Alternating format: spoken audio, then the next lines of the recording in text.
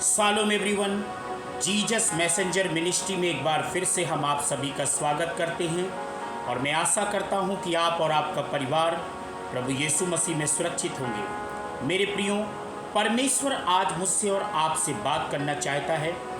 जिस विषय के ऊपर परमेश्वर मुझसे और आपसे बात करना चाहता है वो आज का विषय बहुत खास है। कृपया इसे ध्यान से सुनें और दूसरों को शेयर भी करें ताकि इन वचनों को सुनने के साथ साथ आपकी आंखें खुलें और आप आशीषों से वंचित न रह जाएं। कई लोग अपनी आशीषों को आज खो रहे हैं और आशीषों को पाने की बजाय वो अपनी ज़िंदगी में श्राप को पा रहे हैं। बाइबल के अंदर भजन संहिता में ऐसा लिखा हुआ है, परमेश्वर का वचन कहता है, जो परमेश्वर से आशीष पाते हैं वो पृथ्वी के अधिकारी हो जाते हैं, लेकिन जो परमेश्वर से श्राप पाते हैं उनका अस्तित्व ही खत्म हो जाता है। मेरे प्रियो, आज आशीषों के चक्कर में लोग इधर उधर भाग रहे हैं, लेकिन आशीषें उनसे दूर भाग रही हैं। जितना वो आशीषों के लिए भाग रहे, बरकत के लिए भाग रहे, उतना ही आशीषें और बरकतें उनसे दूर जा रही हैं। मेरे प्रियो, आज परमेश्वर इन्हीं सब बातों के विषय में हमसे और आपसे बात करना चाहता है और जो आज का विषय है वो विषय ये है कि हमें क्यों परमेश्वर के दासों का आदर करना चाहिए। कल हमने पहले भाग में देखा कि हमें परमेश्वर के दासों का आदर करना चाहिए। आज हम इस बात को सीखें कि हमें क्यों परमेश्वर के दासों का आदर करना है। आज लोग अगुवे को तुच्छ जानने के कारण अपनी आशीषों को खो देते हैं। आज लोगों को पता नहीं है कि बरकतें कैसे लेना चाहिए और अगुवे जो हैं वो आशीषों से भरे हुए हैं। मैं अगर कहूँ कि अगुओं के द्वारा ही परमेश्वर हमें बरकत देता है। अगर आप सोचें कि डायरेक्ट हमें बरकत मिलेगी, नेवर, नहीं, बिल्कुल नहीं। बाइबल के अंदर 1 कुरिन्थियों 6:10 में ऐसा लिखा है कि हमारी प्रार्थनाओं से हम बहुतों को धनवान बना देते हैं, लेकिन हम ऐसे रहते हैं जैसे हमारे पास कुछ नहीं है। पौलुस इस बात को कहता है, हमारी प्रार्थनाओं से, अगुओं की प्रार्थनाओं से, आज प्रभु के दास लोग जब लोगों के लिए प्रार्थना करते हैं, लोग उन्नति पाते हैं, बढ़ोतरी करते हैं, उनकी नौकरियां लगती हैं, उनके बिजनेस आगे बढ़ते हैं और उनका घर परिवार सही होता है, उनके बच्चे सही रहते हैं। लेकिन आज लोग चाहते तो हैं कि अगुआ हमारे लिए प्रार्थना करता रहे, अगुआ हमारे लिए रात दिन दुआ करे, हमारे परिवार के लिए प्रार्थना करे। मेरे प्रियो, हम सारे अगुए जितने भी परमेश्वर के दास और दासी लोग हैं वो दूसरों को धनवान बना देते, लेकिन खुद ऐसे रहते हैं जैसे मानो उनके पास कुछ नहीं है। याद रखिएगा, परमेश्वर के दासों का आदर इसलिए करना है क्योंकि अगुए के ही द्वारा आप उन्नति कर सकते हैं। बाइबल के अंदर एक बहुत अच्छी बात लिखी है, मत्ती उसकी 10 अध्याय 11, 12, 13 आयत में जब हम पढ़ते हैं, यीशु ने कहा, जिस घर में तुम प्रवेश करो उस घर को आशीष दो। यदि वो घर के लोग लायक होंगे तो आशीष तुम्हारी उनके घर में चली जाएगी, और यदि उस घर के लोग लायक नहीं होंगे, योग्य नहीं हुए, तो आशीष तुम्हारे साथ वापस लौट कर चली जाएगी। आज कई बार अगुवे को तुच्छ जानने के कारण, अगुवे को उल्टा सीधा बोलने के कारण, अगुवे का आदर ना करने के कारण भी कई बार हम आशीषों को खो देते हैं। परमेश्वर का वचन आगे क्या कहता है, मैं बाइबल में से कुछ उदाहरण बताना चाहूँगा। उन उदाहरणों को आप बहुत ध्यानपूर्वक सुनिएगा। 1 राजा 17 अध्याय 8 से 16 में एलिया सारपत नगर में एक विधवा के घर में गया और विधवा की कंडीशन को हम जानते हैं कि वो लकड़ियाँ बिन रही थी और उसके घर में कुछ भी खाने के लिए नहीं था, सिर्फ घड़े में मुट्ठी भर आटा और कुप्पी में थोड़ा सा तेल, और लकड़ियां बिनकर वो जाती, पकाती, खाती और मर जाने का प्लान ऐसा उनको था। एलिया पहुंचा और एलिया ने कहा कि मुझे थोड़ा पानी पिलाओ।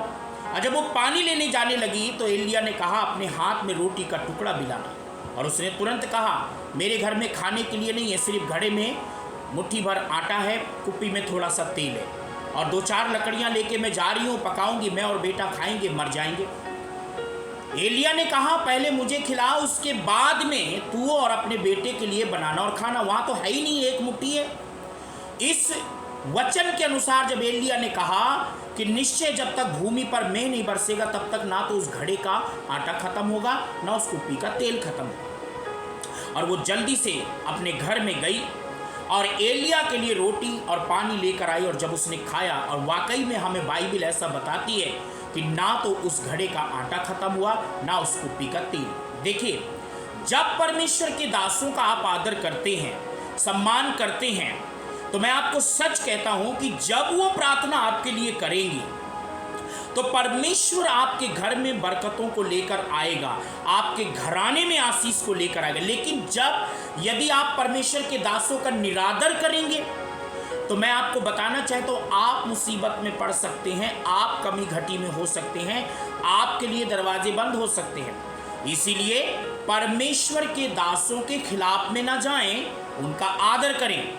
और आगे एक उदाहरण है, दूसरा राजा उसकी 4 अध्याय 8 से 17 में एलीशा सुनेम नगर में गया, और वहां एक सुनेमिन स्त्री थी जिसने एलीशा को अपने घर में रोटी खाने के लिए बुलाया। और जब एलीशा उस घर में गया तो उसने रिक्वेस्ट की कि जब कभी तू यहाँ आना तो रोटी यहीं हमारे घर में खाया कर। तो ऐसा बाइबल बताती है कि जब जब एलीशा सुनेम नगर में जाता था उसी के घर में रोटी खाता था। एक दिन उस महिला ने अपने पति से कहा, ये जो हमारे घर में बार बार आता है ये कोई परमेश्वर का मुझे पवित्र जन लगता है, आओ इसके लिए एक ऊपर कोठरी बनाएं, वहाँ एक खाट रखें, एक मेज रखें, एक दीवट रखें और एक कुर्सी रखें, ताकि जब कभी ये आए यहाँ आराम किया करे। और आपको मालूम है वो योग्य परिवार था, सारपत की विधवा वो योग्य थी। ये सुनेम नगर की ये स्त्री जो सुनेमिन है ये योग्य थी। और एलीशा जब जब वहाँ जाता उस घर में, एक दिन एलीशा ने कहा, इतना सब कुछ हमारे लिए इसने किया है, उसको बुला, वो क्या चाहती है। तब जब पता लगा कि उसके बच्चे नहीं थे, एलीशा ने उसके लिए कमांड किया, प्रार्थना किया, भविष्यवाणी की।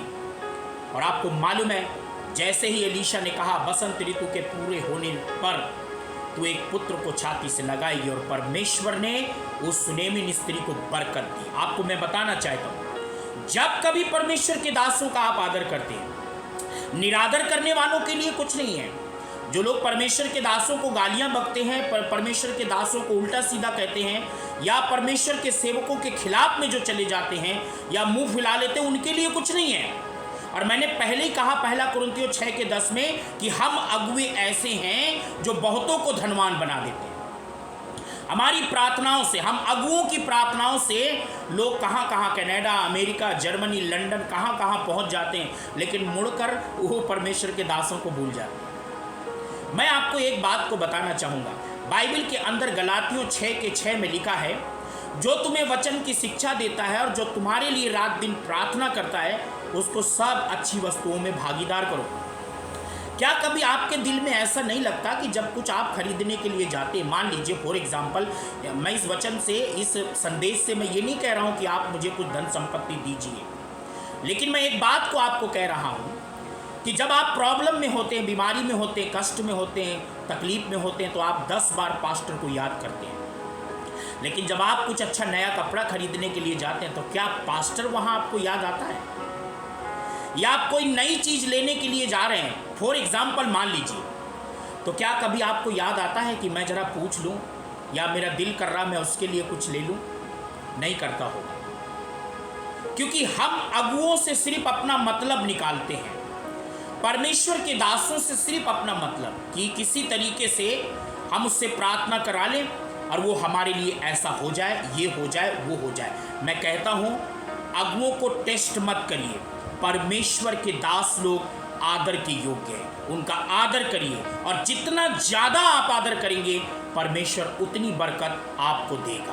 प्रभु मैं प्रार्थना करता हूँ एक एक सुनने और देखने वालों को, यीशु मसीह तेरे लहू में कवर करता हूँ, सबके ऊपर तेरी करुणा, तेरी दया बनी रहे। ये वचन इनके हृदय की पट्टियों में लिख जाए, ताकि परमेश्वर ये आशीषों को प्राप्त करने वाले बन जाए। एक एक लोगों को तेरे हाथों में देते हैं, यीशु मसीह के नाम में, आमीन।